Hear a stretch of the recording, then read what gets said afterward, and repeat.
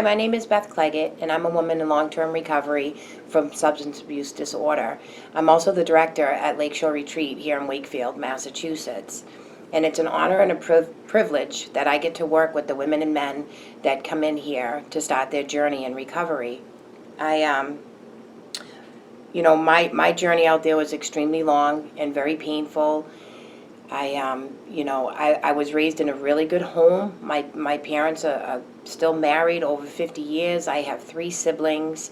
We all grew up in the same home, in the same neighborhood, went to all the same schools, and I'm alcoholic, and I'm a drug addict.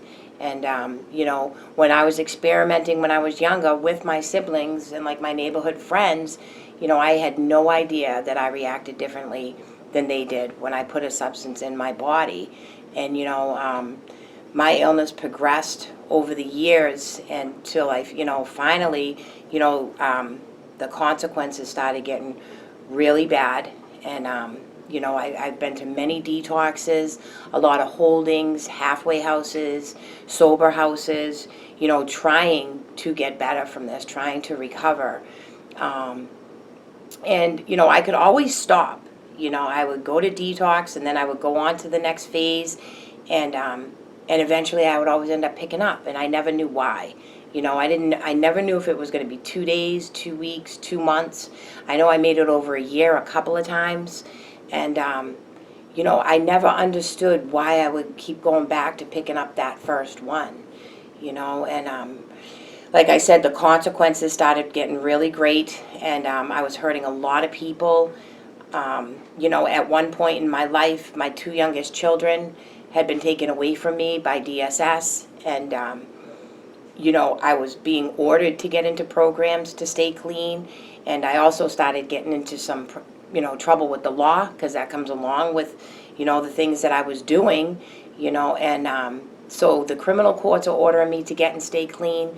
And I remember this one time, and I'm like, I use it a lot when I'm working with people, and I'm taking them through the book here at the retreat, and I didn't know what was wrong with me. And like, I remember being in a holding one time, and I remember clearly I was like 5 weeks sober, and all my needs were being met. I was being fed. I had a roof over my head. My family was still behind me, dropping off cigarettes, bringing me clothes, really hoping that I was going to get it this time. And I really wanted to get it, didn't even matter, with being court ordered to do it. Like, I really wanted to stop, and I really wanted to get my life together, and I wanted to get my children back more than anything in this world.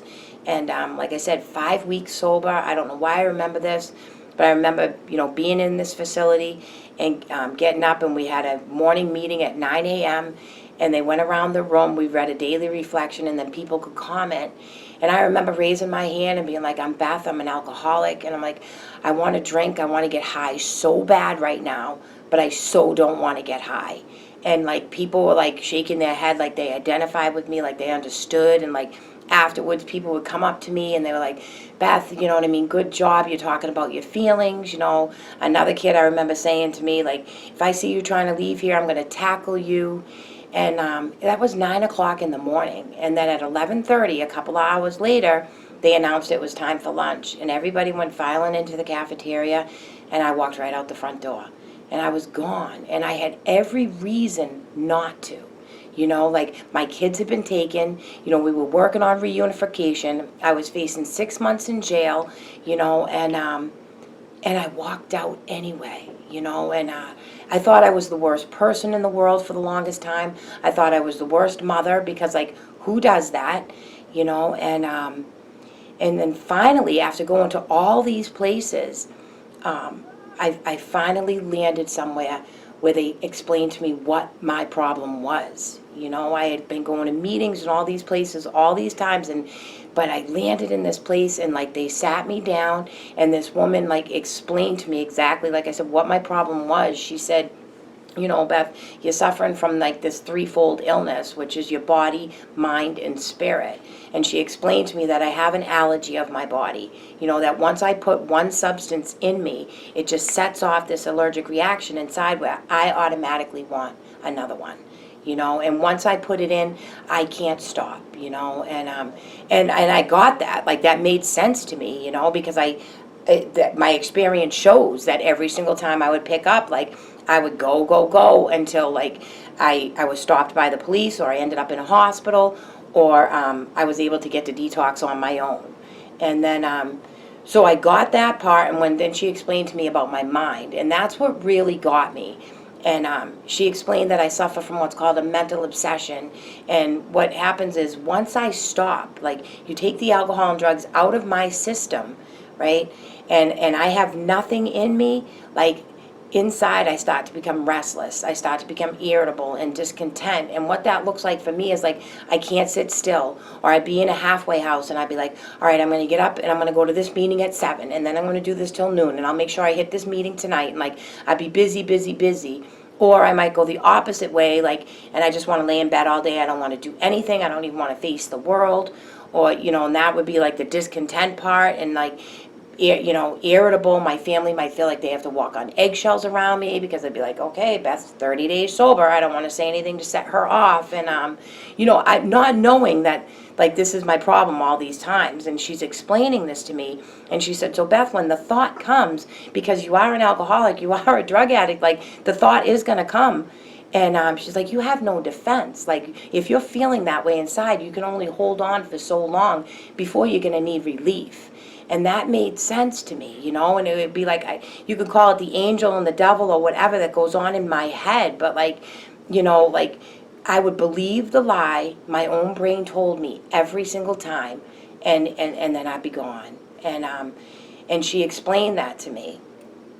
And so finally, like, I understood what was wrong with me. And when she said, like, so you're suffering from the allergy of the body, this is what's going on in your mind, and, like, all of a sudden, like, I'm looking back over my life, and I'm understanding why, like, I walked out of there that day. And because that wasn't the only time. I walked out of several places, or I would complete places, and I'd get my life together to a point where I'd be living in an apartment, and then it would all just come crashing down again once I picked up.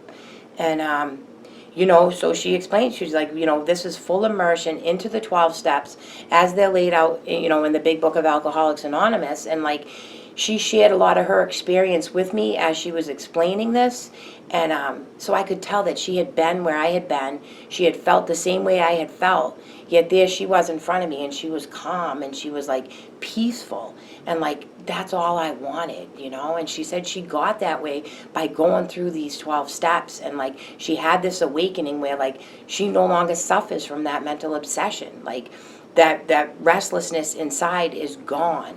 And, so, I was all in after that. And, like, and I went through this process. And that's why it's like, here we opened up this retreat, because I just want to share what was so, like, freely given to me, because people are sick, they're suffering, and they're desperate, and they don't know what's wrong with them, just like I didn't, And so the women and the men, they come here, and we take them through, we break that book down sentence by sentence, paragraph by paragraph, so that they can understand it. And because I know for me, in order to have a solution, first I needed to know exactly what the problem was.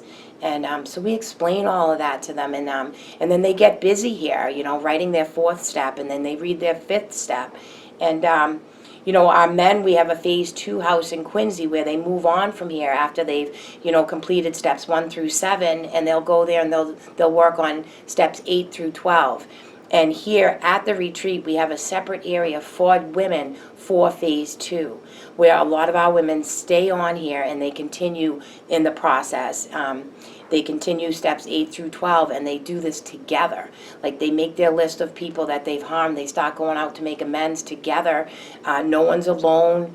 And then they come back here, and they still have the structure. And, it's an amazing thing to watch. Everybody come in, and, like, that light go on in their eyes, because, like me, they've been to several different places, and, like, it was never explained to them exactly what their problem was. And, it's just, it is amazing, because we have visits, and I watch families start getting reunited. Children are coming to visit their dads, their moms. you know, I have the parents that are calling me up, and they're like, oh my gosh, I can't believe the visit I just had with my child. Like, he's not even the same person. Like, what has happened to him? Like, is like, they're crying happy tears to me over the phone, and that just like makes my heart so full of joy, you know. And like, this has just become my passion in life, and you know, I am so grateful that I have the honor to be able to be here and help these other people that are coming through. Like, it's amazing, and I am, just like I said, extremely, extremely grateful, and I am blessed to be in the position that I am today. And so thank you.